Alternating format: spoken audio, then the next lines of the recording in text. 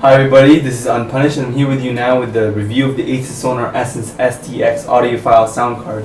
And this sound card is for people who take their music seriously, their headphones even more seriously, and those who want the ultimate sound quality from their PCs. This sound card is about 2 years old, as many of you know or don't know, and it's still regarded as one of the best, if not the best, audiophile sound cards out there. So before I get into the actual physical review of the sound card, I'm going to talk to you guys about the features and characteristics the sound card has that make it an audiophile sound card. So if you guys can look at that picture while I'm reading this, just to make you guys keep you guys here, not be bored.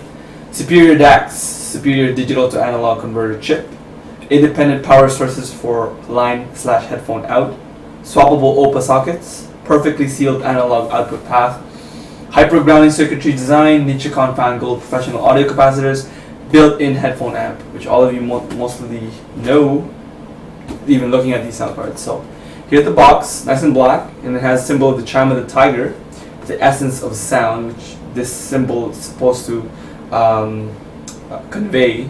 This is the symbol from a chime, about couple thousand years old.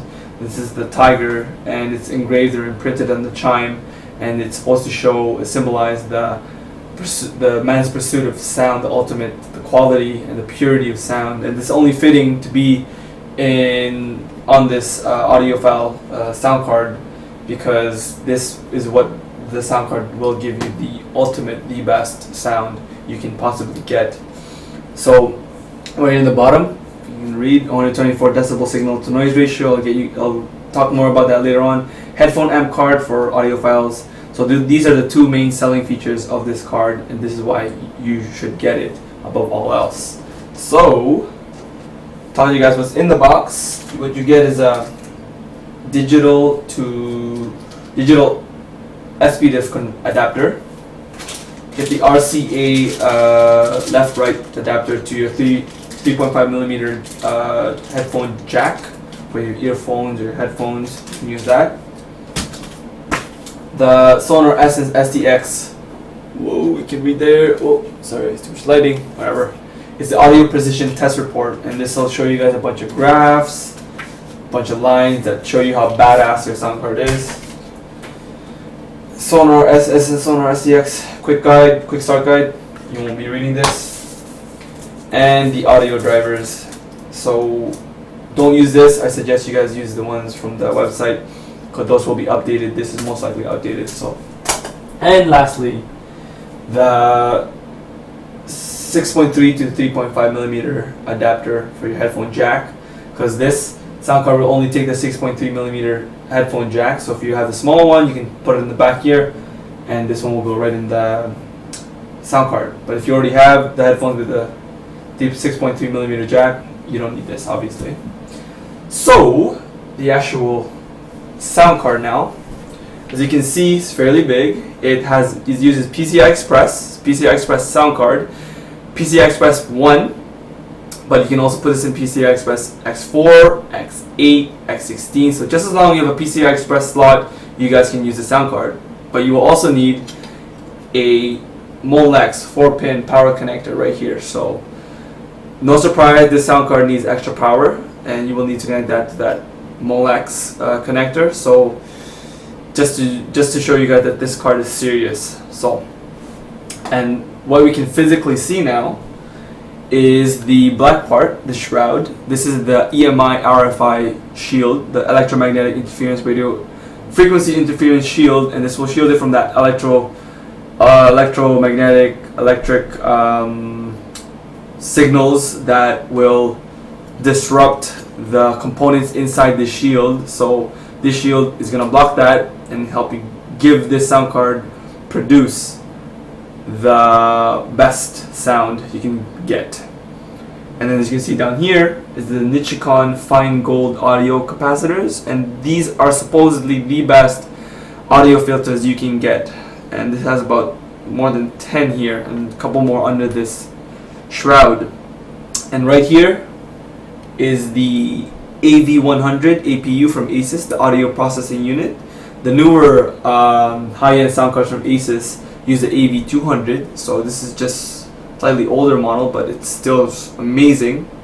And then the DAC, if you can see right here, it's just right there is the let me just see, the Texas Instruments Burr Brown 24-bit 127 signal to noise ratio. That's 127 decibels. So now I'm going to talk to you guys about the signal to noise ratio.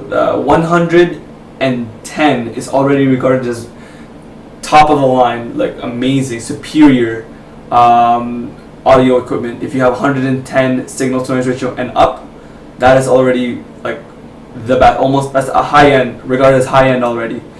The onboard sound is about 90 to 100 signal to noise ratio, and this is 100. The DAC here produces 127 signal to noise ratio. That 124 that you saw on the sound card, that's I think the overall signal to noise ratio, but the DAC will give you 127 signal to noise ratio. And sound goes up in tens, the decibels goes up in tens. So 1 decibel, 2 decibels will be 10 times louder than 1, 3 will be 10 times louder than 2. So you guys can imagine SNR, signal to noise. So the signal, the sound, will be 127 decibels louder than the noise. So this sound card will produce really amazing sound. You will not hear this distortion. You're not supposed to. If you do, return this card, RMA it. The ADC, which is the audio to digital converter, is for the input for the microphone and stuff, and it's a Serious Logic. I think it's 117 SNR, I believe. Yeah, that's about right.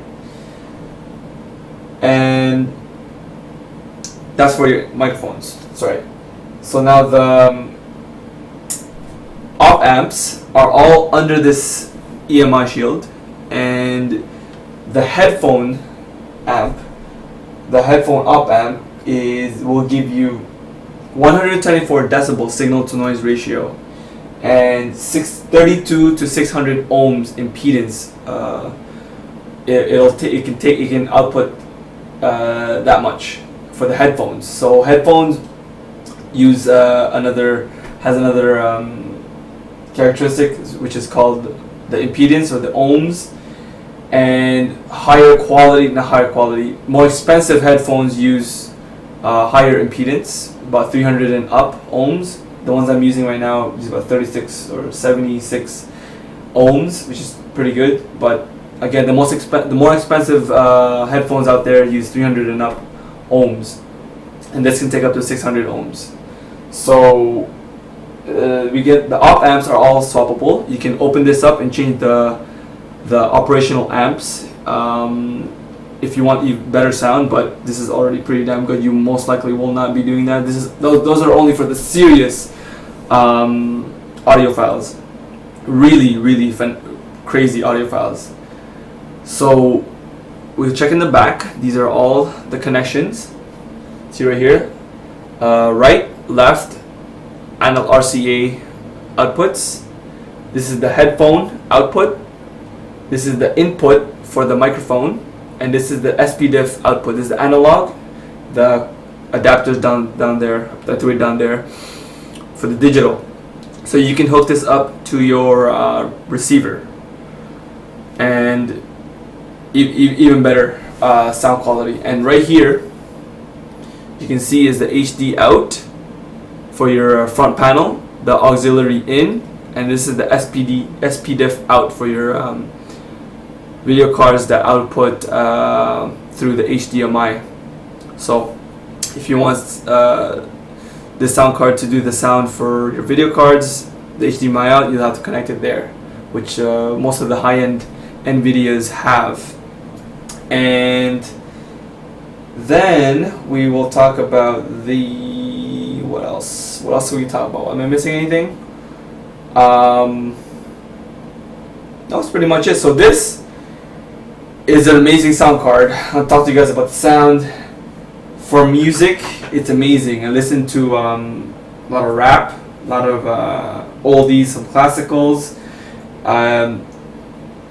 listen to some 80s, some 90s. The highs are good, the lows are good, the mids are good.